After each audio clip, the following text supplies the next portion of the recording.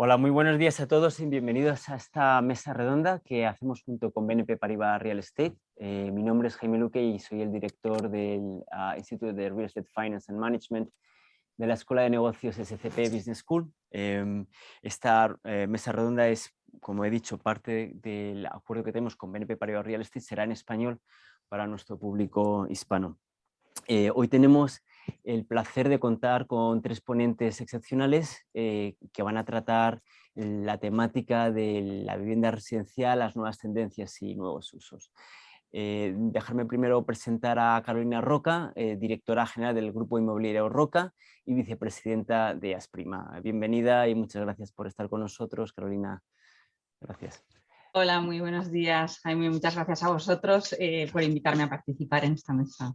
Muchas gracias. Al siguiente tenemos a Ángela Valdelú, que es directora del Observatorio 2030 del Consejo Superior de los Colegios de Arquitectos de España. Muchas gracias, Ángela, por estar con nosotros. Pues igual que Carolina, agradeceros a vosotros la organización y la invitación por contar con nosotros. Genial. Y por último, Francisco López es Head of Living de BNP Paribas Real Estate. Francisco, de nuevo, pues muchas gracias a ti también. Gracias a vosotros y bueno, y al igual que mis compañeras, pues encantado de estar aquí con vosotros. Bueno, de nuevo, gracias. Dejarme empezar con una revisión de lo que ha pasado hasta el día de hoy, que fue pues simplemente el escenario COVID. Y aquí yo me preguntaba, Carolina, si pudieras ir un año y medio atrás y contarnos cómo habéis vivido pues la pandemia desde el sector de la construcción, más que nada para ponernos a todos en situación para luego discutir qué es lo que está pasando ahora y qué pasará. Pero bueno, mirando un poco atrás, ¿cómo lo vivisteis este último año y medio?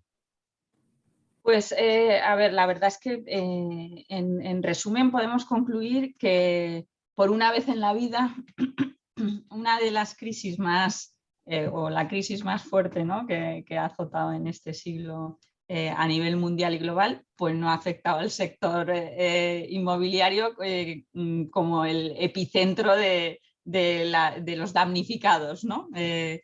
Realmente en el sector promotor constructor, de hecho, al inicio de la pandemia, fuimos el sector que menos restringida tuvimos la actividad. Realmente tuvimos una paralización absoluta de actividad de exclusivamente 15 días, que además de esos 15 días, una semana fue la semana de Semana Santa, que realmente ya hay muchos festivos de la construcción, ¿no? Aparte de los festivos normales. Entonces, realmente por paralización de actividad no se notó, no se ha traducido en retrasos muy graves en las entregas y en las obras, ¿no?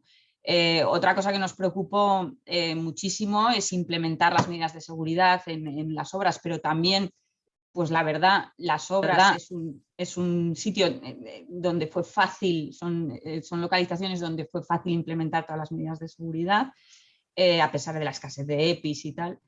Nos preocupaba, en segundo término, la financiación, pero realmente en ese sentido las entidades financieras, a pesar de estar en un momento muy convulso, ¿no?, reaccionaron bien y no hubo escasez de liquidez o de disposiciones de préstamo.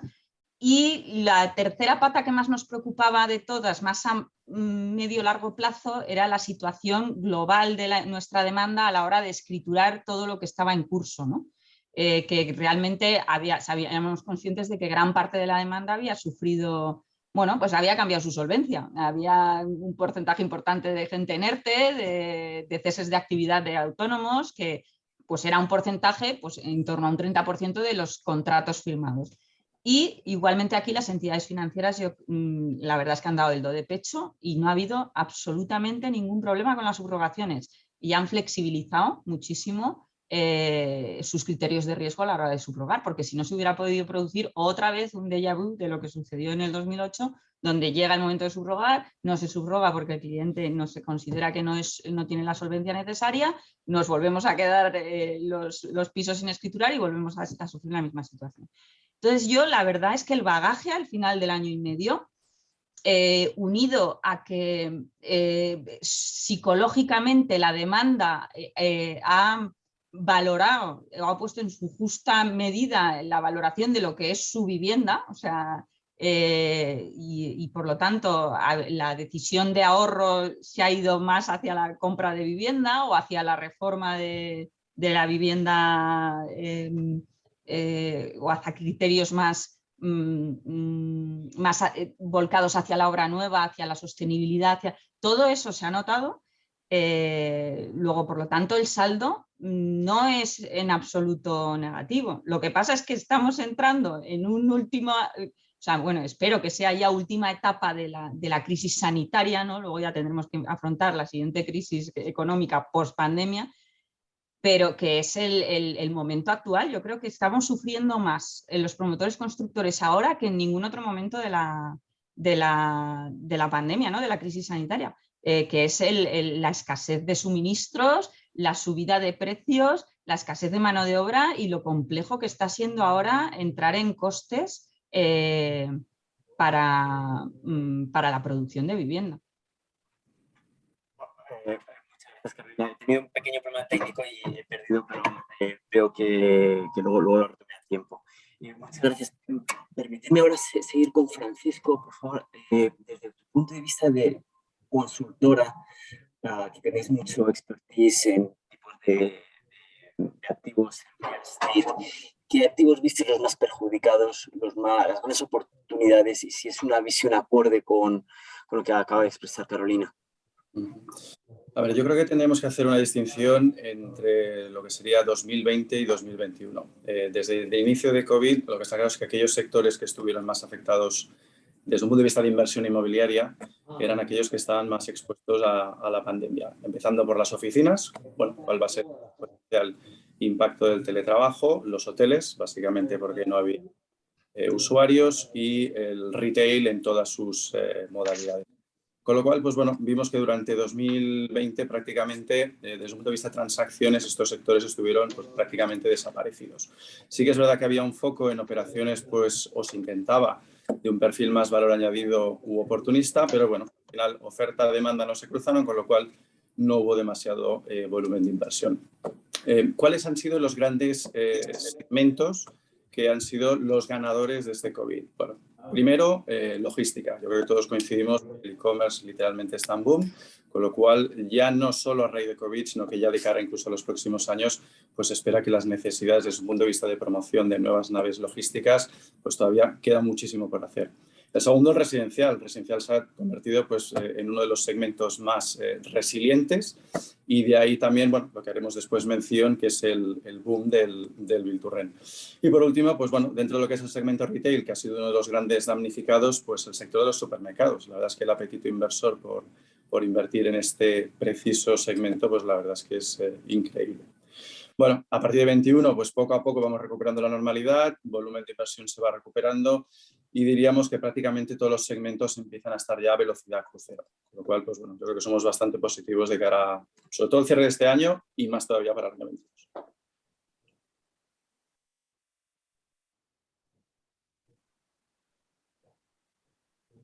No se te oye. Gracias. Muchas gracias, Francisco. Y le estaba dando el paso a Ángela y preguntando si toda esta narrativa del COVID durante el último año y medio, el efecto que hemos visto en real estate, si ya lo siente en el sentido que las ciudades están sufriendo un proceso de transformación, y si va de la mano de esta narrativa que nos acaban de contar algunos activos que han tenido más atención y otros han sido más perjudicados. Bueno, haciendo una lectura como de contexto genérica, ya antes del COVID, las ciudades estaban teniendo que asumir una serie de cambios que afectaban a repensar un poco su configuración, sobre todo desde el punto de vista de la planificación urbanística y vinculado con las crisis que son previas a la crisis sanitaria y que ya desde la gestión local pues se tenía que empezar a asumir ciertas decisiones, ¿no? Me refiero pues a la crisis relacionada con la emergencia climática, crisis de limitación de recursos fósiles, ¿no? Todo está un poco vinculado, ¿no? La explosión demográfica, tráfico, una serie de cuestiones que ya desde la gestión local se tenían que estar empezando a pensar y afrontar. Pero ¿qué ha sucedido?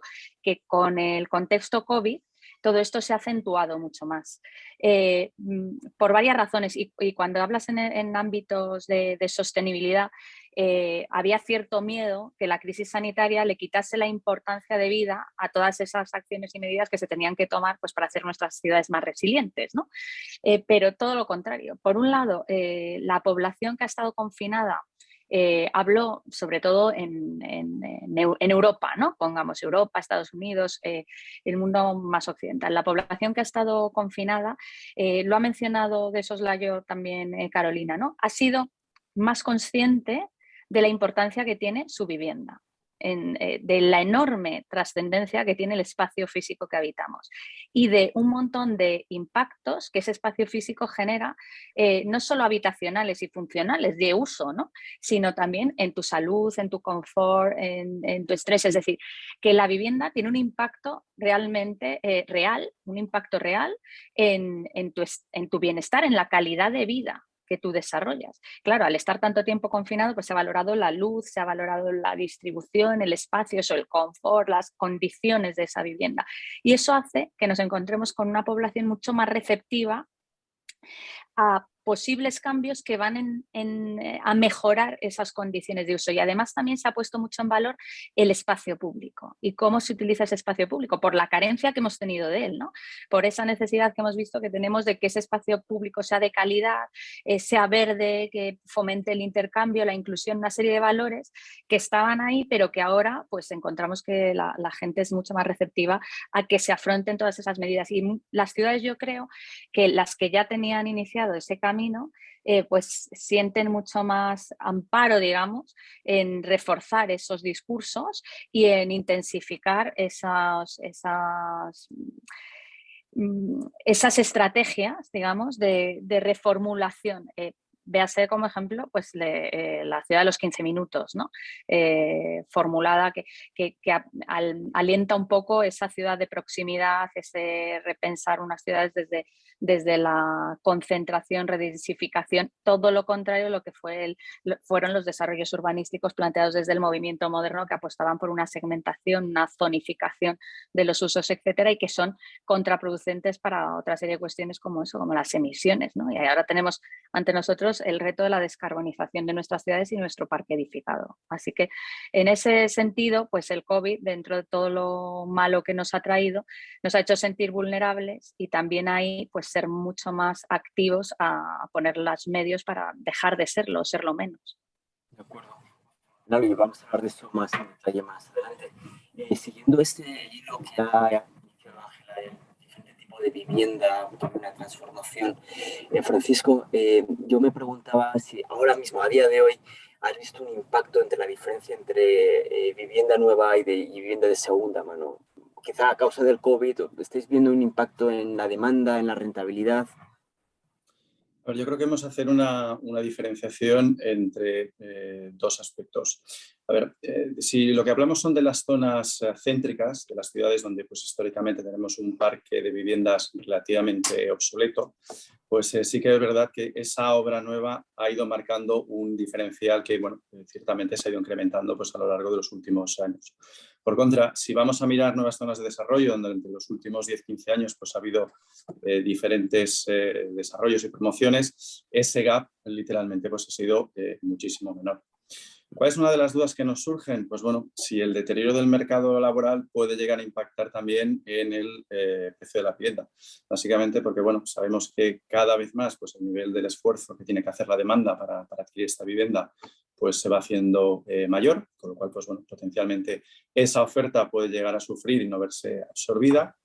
Y dos, pues también un potencial trasvase desde lo que sería una compra hacia un alquiler. Y lo estamos viendo pues como una gran tendencia también del mercado de inversión que literalmente pues está potenciando este segmento. Y este impacto, Carolina, que está mencionando Francisco ahora, esta transformación, ¿habéis visto un impacto en los precios de los suelos, vosotros como constructores o promotores? Perdona, Carolina, te vemos el micro. La verdad es que el suelo, digamos que va a una velocidad muy distinta a lo que sucede coyunturalmente o incluso estructuralmente.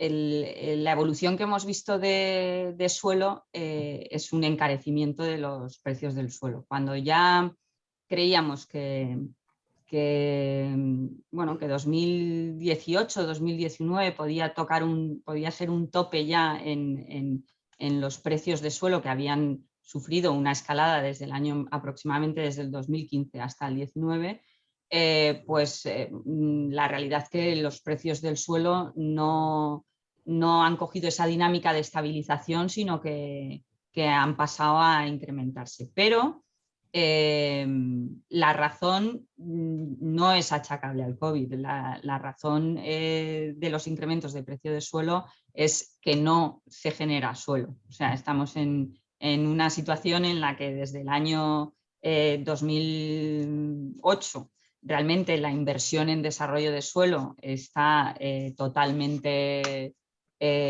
cortada, y por lo tanto un desarrollo de suelo que conlleva un proceso de tramitación y de maduración de mínimo 10 años, pues el problema es que además no se soluciona de un año para otro. Es decir, si llevamos 12 años sin desarrollar suelo, además a nivel nacional, o sea, realmente esto afecta a todo el territorio nacional, pues es que el problema no se solucionará ni mañana ni pasado, sino que tardaremos 10 años si realmente nos ponemos ahora a desarrollarlo, en ver los frutos de decir, bueno, ya hemos conseguido contener los precios del suelo. Realmente el problema del suelo se da en la escasez por la problemática que tiene de su compleja tramitación. Yo siempre hablo de una rueda de molino. Es que la generación de suelo debería ser una rueda constante que no debe nunca pararse, porque en el momento se para, repercute directamente en el precio del suelo, directamente en el precio de la vivienda, directamente en el problema de acceso a vivienda a jóvenes, directamente en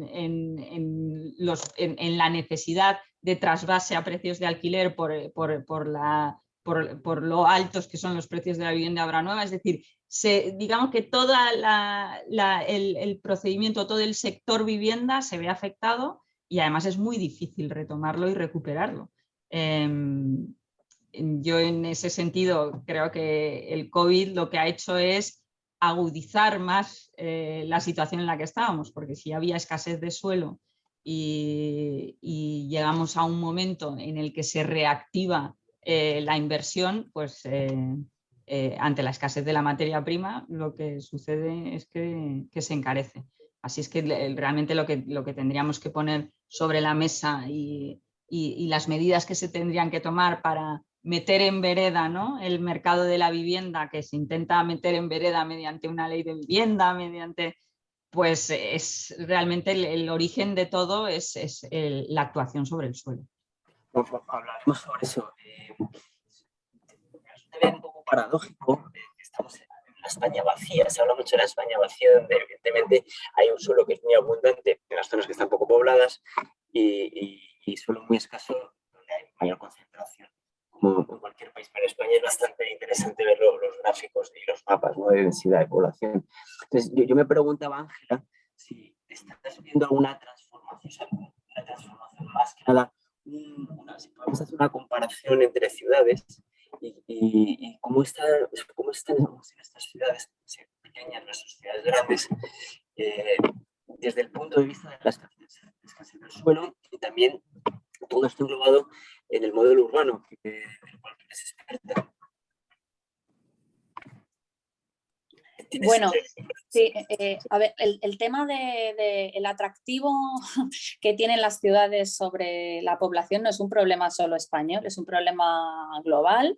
Con lo cual el problema de España vaciada es extrapolable. Es que al final las ciudades son las que generan el 80% del PIB, aunque ocupen solamente el 2% del territorio global, ¿no? Es decir, en muy poca densidad de territorio pues es donde se concentra la actividad económica, y eso es muy difícil de revertir y requeriría ya estrategias y planes de acción a medio largo plazo, con una visión muy integral, incorporando a todos los actores y creyendo realmente, intentando incentivar la productividad de esos territorios, ¿no?, que se están despoblando, pero que ya te digo que es un efecto global, no solo es un efecto español, se produce en todo el mundo.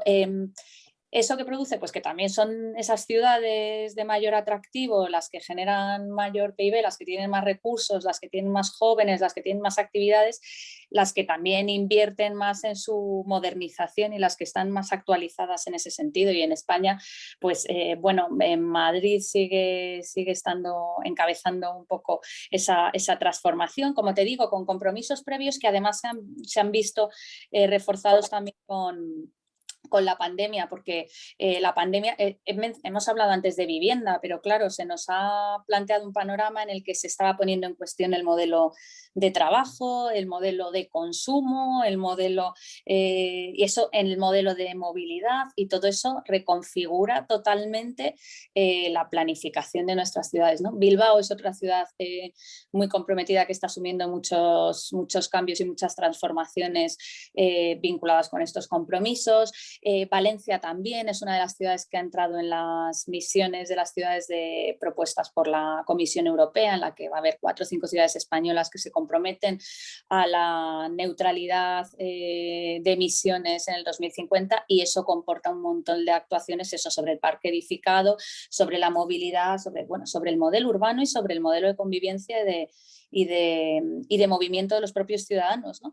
Y son transformaciones muy profundas. Yo creo que ya te digo, que revertir el fenómeno, que además es una tendencia que va al alza, porque si ahora más o menos el 60% de la población, entre el 50 y el 60% de la población mundial vive en ciudades, pues al 2050, según previsiones de UN Habitat, pues va a ser más del 70% de la población, con un incremento además poblacional, con lo cual es una tendencia muy difícil como digo, de revertir, pero que hay que tener en cuenta y hay que intentar ir aplicando estrategias que puedan reequilibrar el territorio, además a nivel servicios, pues tipo en Holanda, por ejemplo, pues cómo funcionan es que las ciudades son complementarias, están cerca y tienen servicios complementarios entre ellas para no generar zonas de saturación urbanas en unas frente a otras, ¿no? Y habría que intentar un poco a lo mejor en esa línea, pues ver de qué manera el territorio puede ofrecer una serie de servicios que también se ha puesto en valor durante la pandemia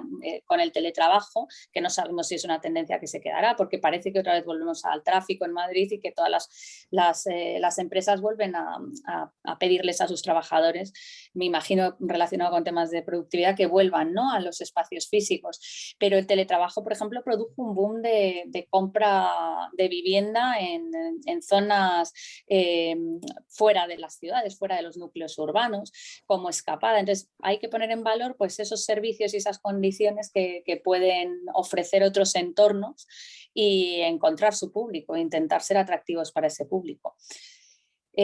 Claro, el suelo además será más barato, con lo cual allí también la vivienda será más barata y efectivamente, como ha dicho Carolina, tenemos un problema estructural de acceso a vivienda con los jóvenes, que creo que entraremos en este asunto un poco más adelante, pero que hay que atajar con una estrategia también compleja, no solo liberalizar más suelo y poner más suelo a disposición, sino también fomentar que la rehabilitación afecte a un alquiler para los jóvenes. Bueno, ya entraremos luego en esos detalles, porque eso es un tema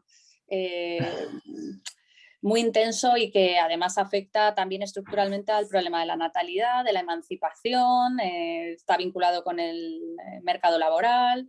Ahí sí tenemos un problema estructural propio español.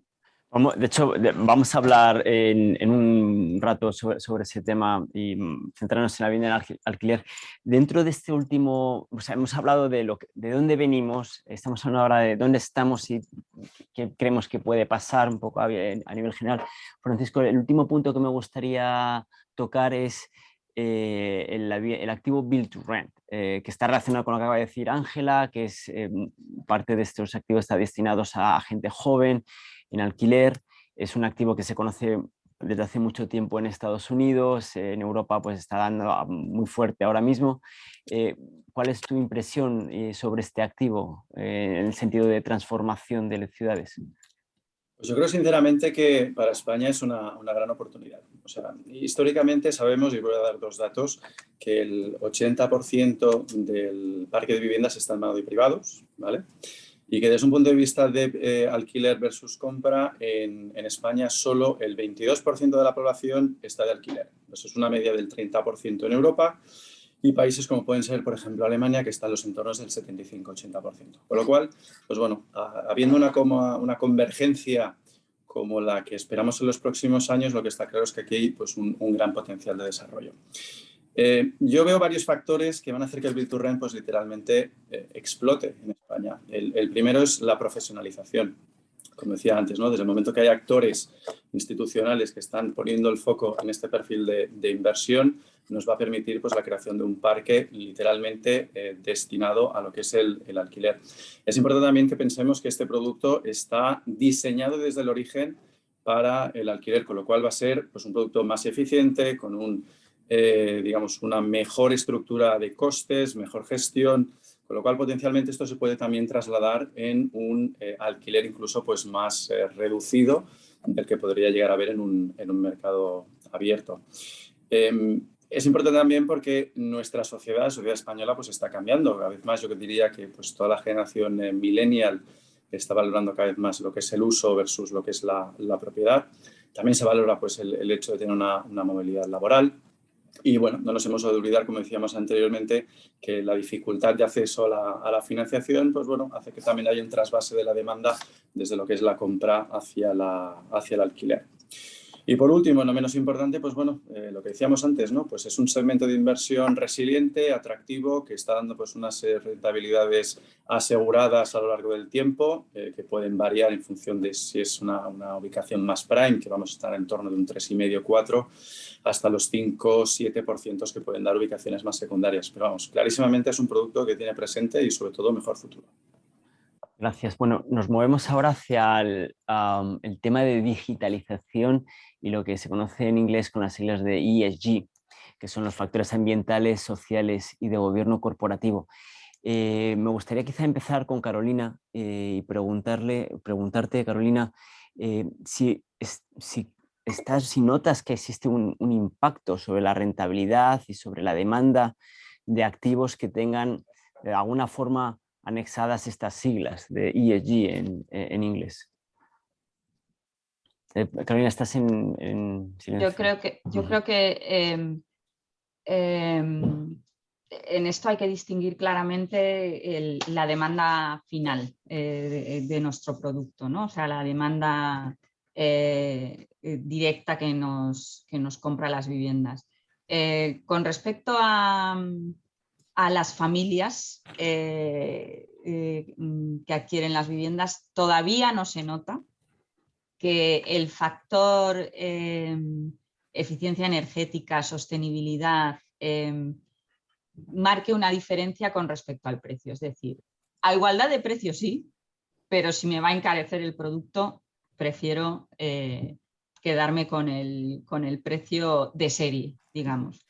Y todavía cuesta que poco a poco se vaya educando la demanda en este sentido, no por nada, sino porque realmente la inversión en vivienda o la compra de una vivienda es la máxima inversión que hace una familia y por lo tanto la diferencia de precio es que probablemente no se llegue a asumirla. Yo creo que poco a poco irá calando y que en la toma de decisión cada vez irá primando más. Pero sí que es cierto que bajo el escenario de los precios de vivienda, especialmente el precio de vivienda de obra nueva, esta digitalización y estos factores ambientales tienen que ir acompañados con medidas fiscales que al final redunden en un ahorro económico para las familias, para el comprador de la vivienda. Otra cosa es el nuevo mercado que se está abriendo del Build to Rent y que estoy totalmente de acuerdo con Francisco, que es una gran oportunidad y que debemos poner todos nuestros esfuerzos en que verdaderamente eso explote, porque sí que es cierto que ahí está la demanda, pero es un cambio de negocio en el que ya no nos echamos los promotores al hombro el sacar adelante el Build to Rent. Los promotores no dejamos de ser una pata de ese negocio y hay dos patas más muy importantes, ¿no? Que es el inversor, el fondo patrimonialista que tiene intención de permanencia y gestionar permanencia y quedarse con el activo, y la gestión del gestor de los alquileres. Es decir, y en esas dos cuestiones es en lo que yo creo que hay que trabajar mucho para atraer esa inversión y para crear gestoras profesionalizadas. Entonces, dicho esto, y confiando en que seremos capaces de propiciar que verdaderamente el Build to Rent explote y profesionalizar el alquiler, ahí sí que creo que estos factores sí que son importantes, porque ahí ya no vendes individualmente a la familia que llega al tope máximo y prefiere localización o prefiere precio y le da una menor importancia a estas cuestiones, ¿no? Ahí sí que es cierto que ya estamos hablando de un sector muy profesionalizado donde el inversor tiene que justificar otra serie de cosas, y entre ellas es muy importante estos factores ambientales, sociales y de gobierno corporativo. Entonces ahí sí que yo creo que cobra un peso de mucha mayor importancia. Muchas gracias, Carolina. Y siguiendo la intervención de Carolina, Ángela, o sea, entendemos que el mercado, si lo puedo poner en tus palabras, Carolina, el mercado todavía si es desde el punto de vista del cliente final, no hace una gran diferencia sobre estos factores ESG, mientras que si ya son fondos de inversión que entran, pues ya sí que lo toman en cuenta y sí que se puede notar el efecto. Ahora bien, no estamos teniendo en cuenta la gran cantidad de dinero que va a venir de Europa y también los fondos Next Generation. Y Ángela, ¿dónde tú crees que deberían enfocarse estos fondos o dónde ya se están enfocando, según tú lo entiendes? Bueno, es que se están enfocando claramente, a ver, cuando desde Europa se lanza el Green New Deal, se marcan tres sectores estratégicos que son los que, según además me parece una jugada maestra geopolítica de reposicionamiento de Europa en el equilibrio, ¿no? China-Estados Unidos, muy inteligente, pues se marcan tres sectores estratégicos en los que se piensa que hay que invertir precisamente para innovar, digitalizar, afrontar la emergencia climática, y que son el housing, 1, el sector de la energía y el transporte, 2, y el sector agroalimentario. 3 sectores que son absolutamente estratégicos y que se ha demostrado además luego con el COVID que nos hacen ser autónomos, ¿no? Respecto a lo que pueda suceder fuera de nuestras fronteras. ¿Qué sucede? Que con el COVID, también me parece a mí de manera muy acertada, se vinculan los fondos con esas mismas 3 líneas, con esos mismos 3 sectores de desarrollo estratégico y con su conversión a Green and Digital. ¿Vale? Entonces, el sector de la edificación, de la construcción, entendiéndole toda su complejidad de la cadena de valor, que va desde la producción de materiales, extracción, puesta en obra, vida útil del edificio y tal, es un sector muy atomizado y que tiene que asumir también unas transformaciones estructurales en esa línea pues muy profundas. Y ahí van a venir muchos fondos, pero además vinculando el modelo de negocio claramente con la rehabilitación y con la regeneración urbana. En Europa, con la rehabilitación energética. Y en España se ha logrado a través de la ERES y justificando la obsolescencia del parque edificado, que esos fondos se vinculen siempre condiciones sine qua non con la mejora en la eficiencia energética, pero también con una mejora en la actualización de esos inmuebles, ¿vale? Con una actualización, o sea, con reformas de conservación también, ¿vale? Lo que incluye temas también de digitalización por gestión, de actualización pues, en cuanto a viviendas que no tienen ascensor, etcétera. Pero la apuesta claramente no es hacia la obra nueva, exceptuando esos 1.000 millones que van a venir destinados a obra destinada a alquiler social, que además eso fue una lucha que encabezó Carme Trillas de la Fundación Habitat 3 con más de 30 organismos en los que estaba también el CESCAE, que esos 1.000 millones vienen para esa obra nueva en alquiler o reforma en alquiler destinado a alquiler social, para los años entre 2020 y 2023, pero que eso va a dar pie a generar más o menos 50.000 viviendas, cuando lo que se necesita para cubrir la demanda de alquiler en España, abrazada la cuota europea, son 800.000 viviendas. O sea que para que nos hagamos también una idea de que los fondos van a ser una ayuda, pero no resuelven los problemas. Por ejemplo, por poneros algunas cifras, ¿no? Está entre el PNIEC y la ERESE, las necesidades de inversión para la mejora de eficiencia energética en el sector de vivienda están cuantificadas en 41.471 millones de euros. Lo que se está destinando a esto son 6.000 y pico millones, y no todos son a vivienda residencial, ¿no? Hay que actualizar también edificios de administración pública, etcétera. ¿Qué significa esto? Pues si el 70% del parque edificado español es anterior a la primera reforma, a la primera directiva de eficiencia energética del 79, y tenemos que 25 millones de viviendas que hay que reformar, y esto supone que para estar en el 2-3%, que es lo que recomienda la Comisión Europea, tendríamos que acometer unas 400.000, entre 300.000 y 400.000 rehabilitaciones año, pues la partida que viene de Europa nos garantiza que podremos acometer unas 400.000 entre 3 años. Es decir, que aún vamos a estar muy lejos de lo que tenemos por la propia directiva europea que acometer.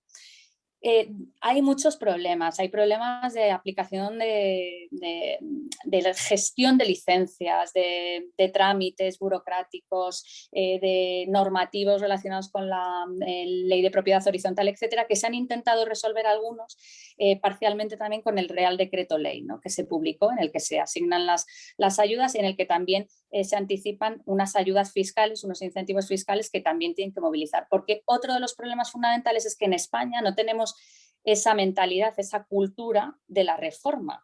Entonces, hay que incentivar ese cambio cultural, porque tenemos estudiado también que más o menos por cada obra nueva se van a hacer 5 rehabilitaciones. Eso es un cambio de modelo tremendo, que con un problema de suministros, de mano de obra joven que no tenemos en el sector, porque es un sector poco atractivo para los jóvenes, y entonces ahí hay que invertir en relato reputacional, en industrialización, en contar que es un nuevo sector. O sea, es que es muy complejo, es muy complejo, ¿no?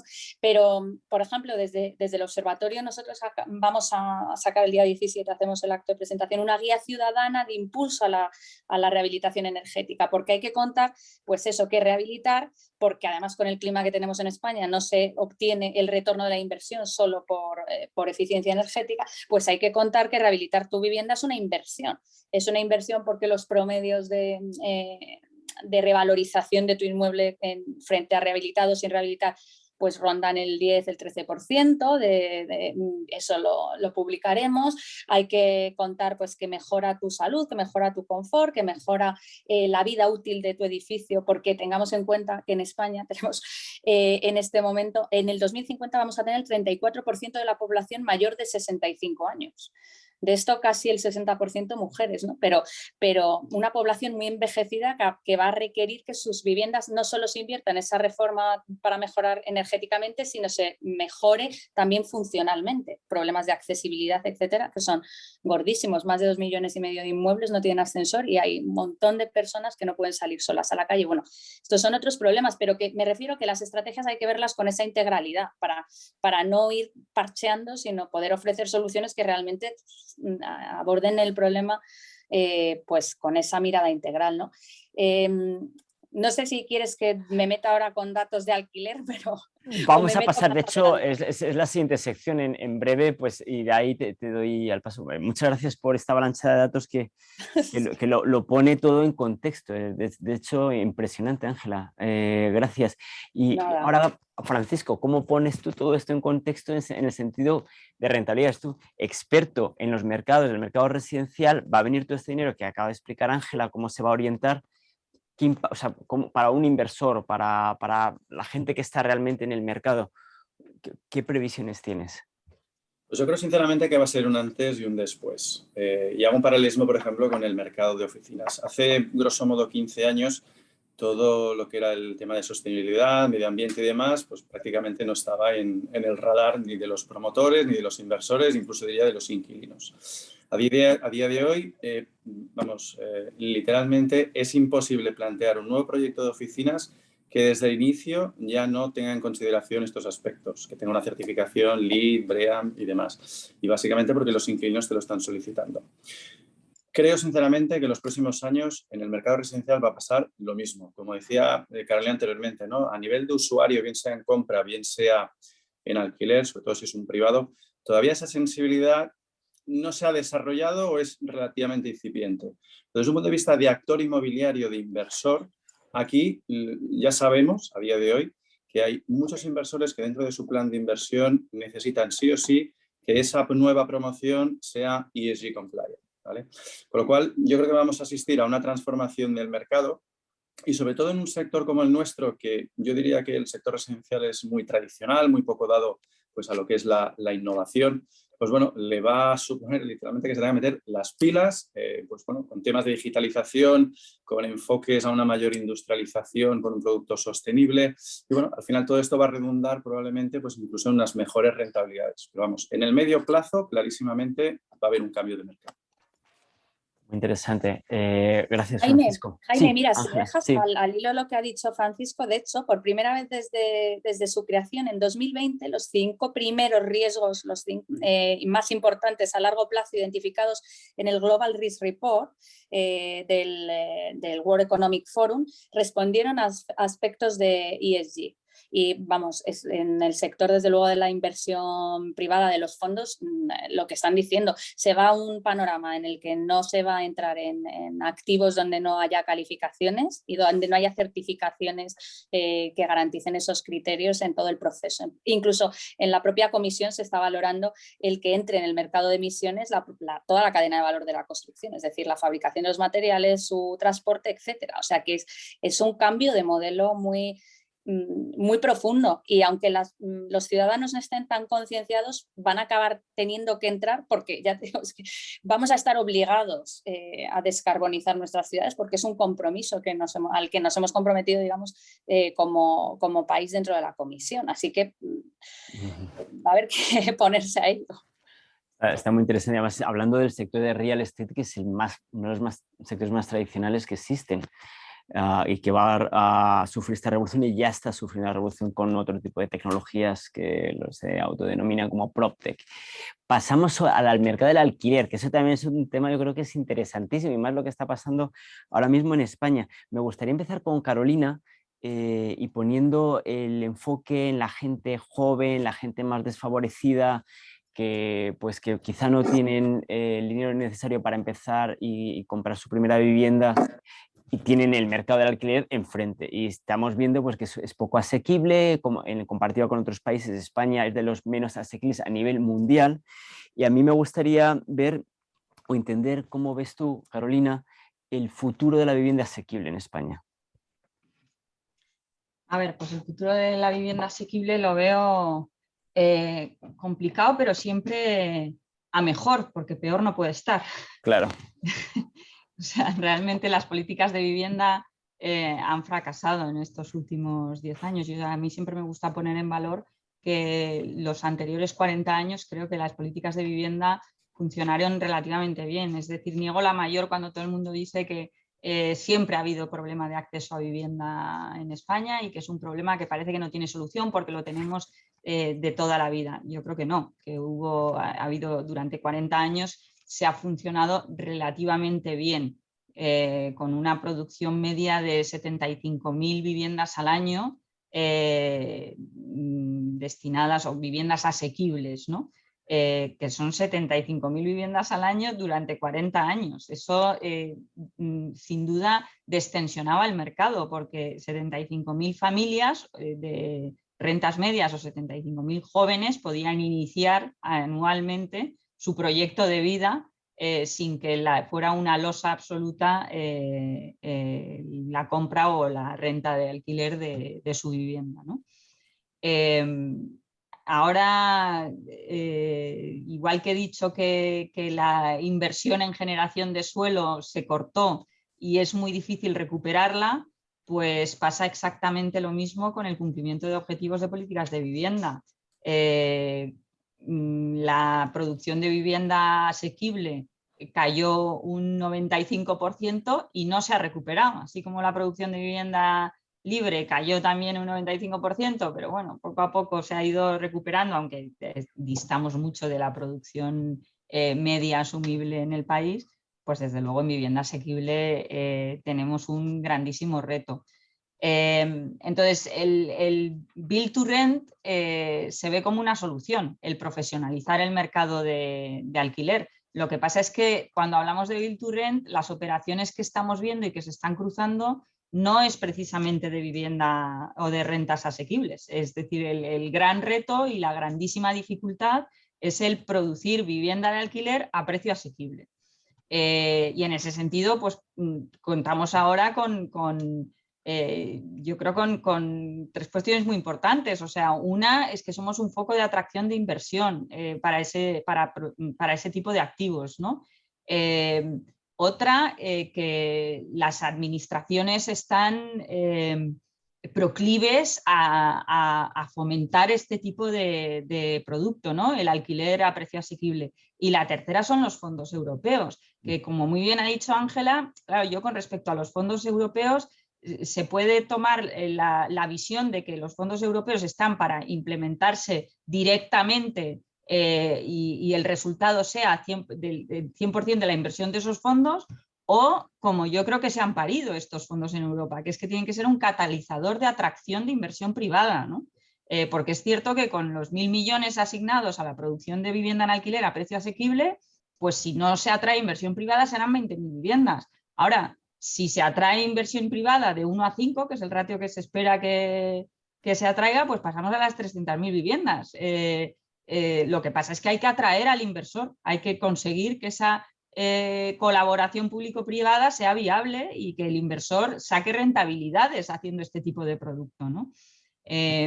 Yo creo que para mí y para las administraciones es el mayor reto, sin duda. Y además es que lo digo tanto en producción de vivienda de obra nueva como en rehabilitación. Lo que pasa es que la rehabilitación siempre la sacamos porque en el fondo nos cuesta más caro rehabilitar que construir obra nueva. Entonces, si lo que intentamos es conseguir un producto a precio asequible, pues ya metiéndonos en la rehabilitación, entonces para la rehabilitación tiene que haber un cambio, dar la vuelta como un calcetín a lo que es la normativa, porque si no, la inversión privada nos cuesta entrar y nos cuesta que nos haga los números. Al final te salen los números en la rehabilitación, pues en un Canalejas haciendo un Four Seasons, ¿no? Pero no haciendo vivienda asequible ni regenerando barrios que son los que verdaderamente necesitan regeneración, ¿no? Bueno, pues veamos a ver, ¿no? En el punto anterior que habíamos hablado de digitalización y los factores ambientales, sociales y... Bueno, hemos hablado del sector privado, pero es que quien más necesita digitalizarse verdaderamente y aplicar todos estos factores es la administración, porque no dejamos de ser un sector muy intervenido por la administración. Y claro, nosotros podemos ir a una velocidad, pero si tenemos detrás un elefante que no conseguimos que vaya a la misma revolución que nosotros, pues es un cuello de botella, ¿no? Entonces, y precisamente, la verdad, medidas como las que, además, utilizar el alquiler como digamos, como piedra de ataque político y de instrumentalizar la política de vivienda de forma meramente ideológica. La política de vivienda tiene que ser una eficiencia absoluta en la gestión. Tiene muy poco que ver con la ideología, tiene muchísimo más que ver con coordinar la gestión entre administración y los agentes privados, que somos los que de toda la vida de Dios en este país hemos producido o hemos implementado las políticas de vivienda. Entonces, claro, pues actuaciones como pues ahora la ley de vivienda, no te apruebo los presupuestos si no sacas la ley de vivienda, que luego en el fondo dista mucho el texto de lo que verdaderamente se ha proclamado, ¿no? a los cuatro vientos. En fin, ahora vamos a hablar justamente de eso y te daré la palabra para este tema. Me parece muy importante también entender vuestra perspectiva. Antes de eso, Francisco, hemos hablado de ciudades, estamos hablando del mercado de alquiler.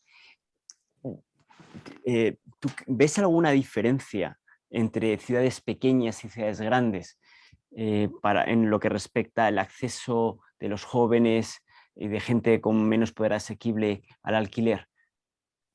Yo creo que a lo largo de los últimos 18 meses, sobre todo en las grandes ciudades, ha habido un trasvase de vivienda que, bueno, históricamente se había dedicado más al alquiler turístico hacia el mercado tradicional, con lo cual, pues bueno, podríamos decir que ese incremento de oferta nos ha llevado a una cierta o moderación o incluso bajada de lo que serían las rentas en determinadas ciudades. Si miramos un poco el medio plazo, lo que está claro es que la oferta se va a incrementar, ¿vale? Como bien decía pues, Carolina, la iniciativa privada, pues mucho Build to Rent que se está desarrollando, sobre todo en las grandes ciudades, que es donde estamos viendo que hay más demanda insatisfecha, pero también pues, bueno, por la incipiente pues, colaboración público-privada, lo hemos visto en Madrid, lo estamos viendo en Barcelona, y bueno, esto va a suponer que, sobre todo en estas grandes ciudades, el parque pues, vaya creciendo y digamos que teóricamente permita pues, una cierta tendencia hacia la estabilización de lo que son los alquileres. Las ciudades más pequeñas, claro, hay que ver si esa demanda es tan potente como podemos encontrar en las grandes ciudades y si, sobre todo pues, si va a haber iniciativa o bien pública o bien privada para incrementar ese parque de viviendas. Hay una tercera vía, y lo estábamos comentando con lo que es el anteproyecto de la ley de vivienda, ¿no? Se está planteando pues, que va a haber una teórica limitación de renta, sobre todo en las zonas tensionadas. Bueno, llevará un tiempo hasta que esto pues, literalmente se haya digamos, puesto en valor, en ejercicio, pero probablemente esto también supondrá pues, un tapón, si queremos, para que las rentas, aun habiendo una presión importante, pues no puedan subir y se estabilicen en el corto o medio plazo. De acuerdo. Estamos la idea sería tener una mesa redonda de 1 hora, estamos a 6 minutos del final. Todavía me queda un tema que me parece muy interesante por tocar, que quería volver a Carolina, que era un poco la intervención que está habiendo en el mercado de la vivienda. Ver el punto de vista, entender un poco mejor desde el punto de vista de un promotor constructor. Y también hay otro tema que es muy importante, que es el Plan Madrid, por ejemplo, que se va a aprobar. Entonces, si Carolina nos pudieras hacer un resumen de estos dos temas en tu misma intervención y luego ya al final pues me gustaría dejarlo sacado en 1 minuto para que hicieras alguna conclusión. Sí, bueno, a ver, como resumen, como he dicho anteriormente, la política de vivienda y el dar soluciones al acceso a vivienda tiene muchísimo más que ver con la gestión que con la ideología. Entonces, lo que no tiene ningún sentido es que tenemos muy tasado cómo es nuestra forma de hacer política de vivienda.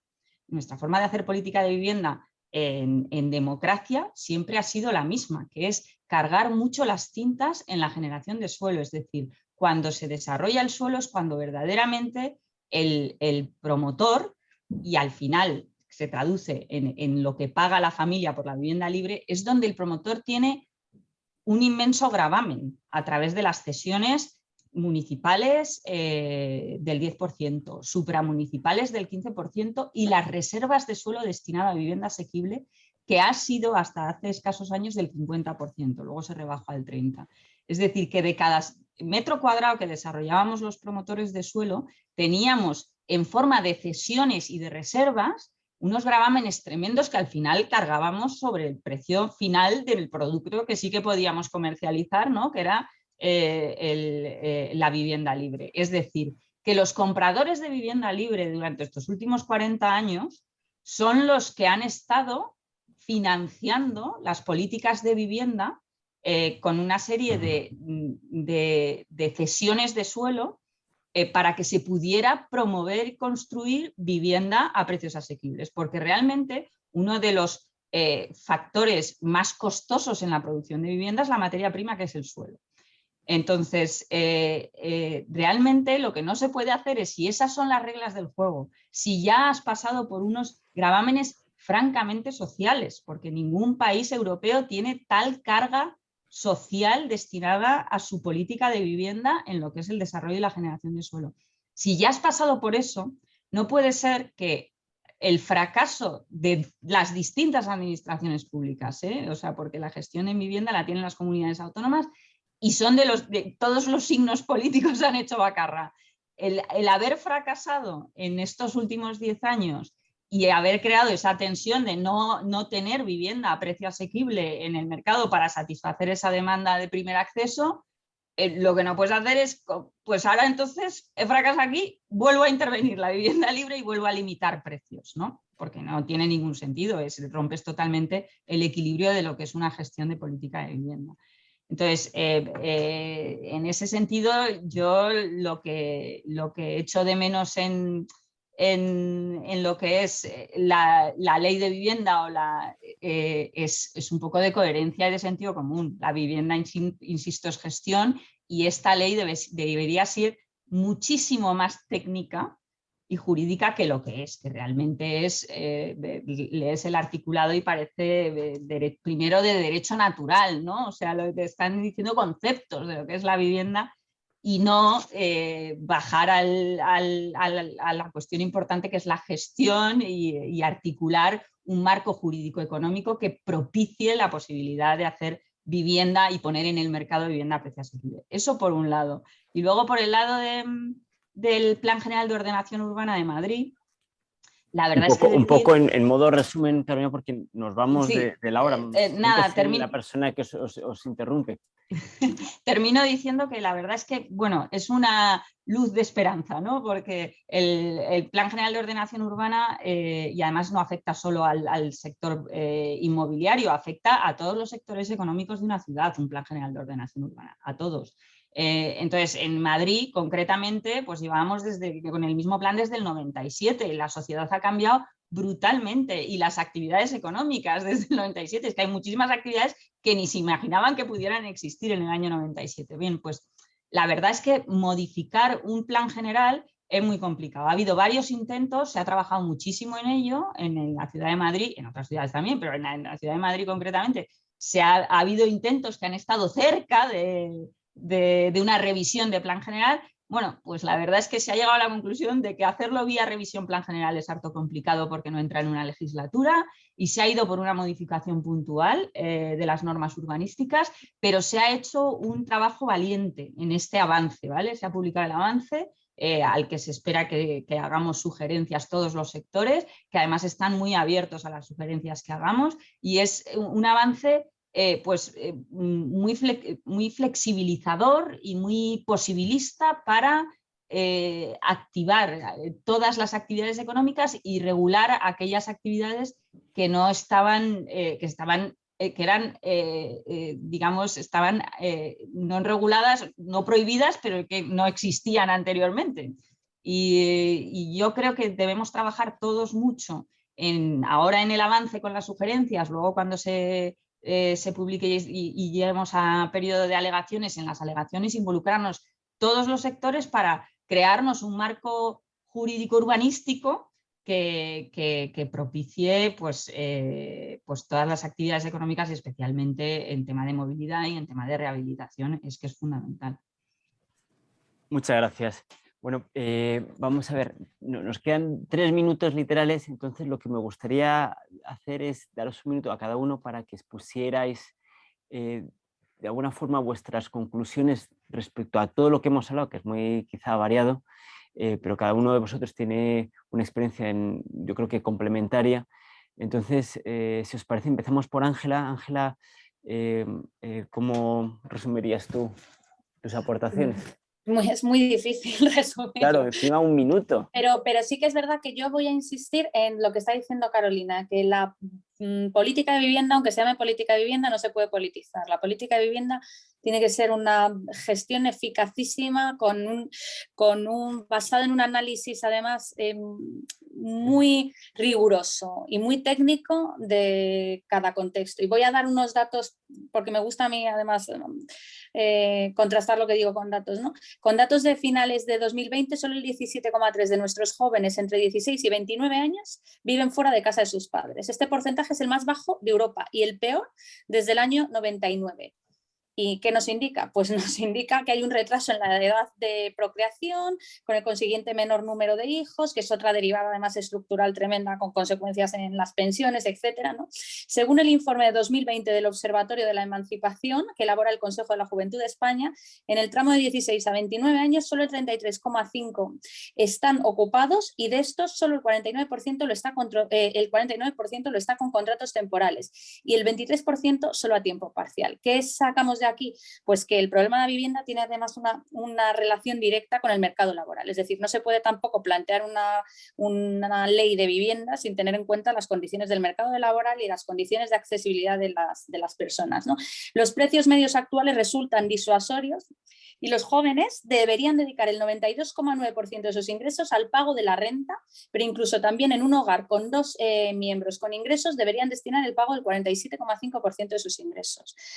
Lo que significa, pues eso, que la vivienda debería concentrar pues todos los esfuerzos de todas las administraciones públicas para pasar de ser un obstáculo a ser realmente un trampolín, no solo para la emancipación, sino para la modernización de nuestro país. Entonces hay que dar un giro al déficit estructural que tenemos, favoreciendo también la colaboración público-privada y los escenarios oportunos que generen oferta, que sean capaces de generar esa oferta asequible, ¿no?, para los jóvenes. Y yo creo que la clave además está también en vincularlo con esas planificaciones urbanísticas que, como ha dicho Carolina, es que cuando se hace un plan urbanístico para una ciudad estamos hablando de varias generaciones. Es decir, estamos influyendo en cómo van a vivir, moverse, trabajar, etcétera, varias generaciones en ese entorno urbano, con lo cual la mirada nunca puede ser a corto plazo, tiene que ser a medio y largo plazo y con una capacidad de visión y de anticipación y con hojas de rutas y con planes de acciones por fases reversibles, y eso nos lleva a la flexibilización también de la normativa para poder permitir que esos planeamientos vayan siendo adaptables o se vayan pudiendo adaptar a nuevos escenarios. Gracias, Ángela. Francisco, tu turno. Muy bien. Yo muy brevemente resumiría un poco mis intervenciones en tres factores. Uno, como habíamos comentado al inicio, el segmento residencial ha sido uno de los claros ganadores después de COVID. Es un segmento resiliente y a día de hoy está en lo más alto de la lista de todos los fondos de inversión. Dos, la sociedad española está cambiando, como decíamos antes. El foco antes era la propiedad, cada vez más por diferentes motivos estamos virando hacia el alquiler y el Build to Rent es la solución. Sea bien con iniciativa público-privada, bien pues con iniciativa directamente privada. Lo que está claro que el Build to Rent, como decía antes, tiene un buen presente, pero sobre todo un mejor futuro.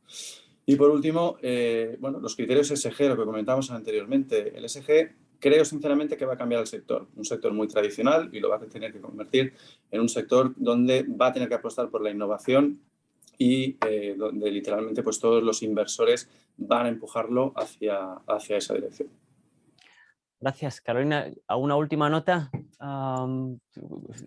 Nada, como última nota y como conclusión, yo lo que creo es que somos un sector donde claramente, como ha explicado Francisco, estamos en el foco de la inversión. Como ha explicado Ángela, hay una escasez absoluta de oferta de vivienda a precio asequible y hay una absoluta necesidad de rehabilitación y regeneración urbana de nuestras ciudades.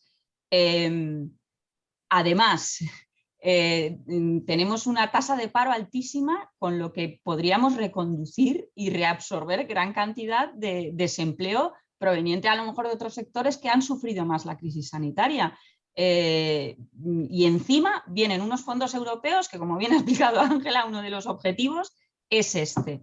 Yo es que ya no sé qué más se necesita para realmente alinear todos esos astros y decir, bueno, pues demos una solución a un problema grave que tenemos con unas trascendencias muy graves, como ha señalado Ángela, ya no solo para el sector, sino para la sociedad en general.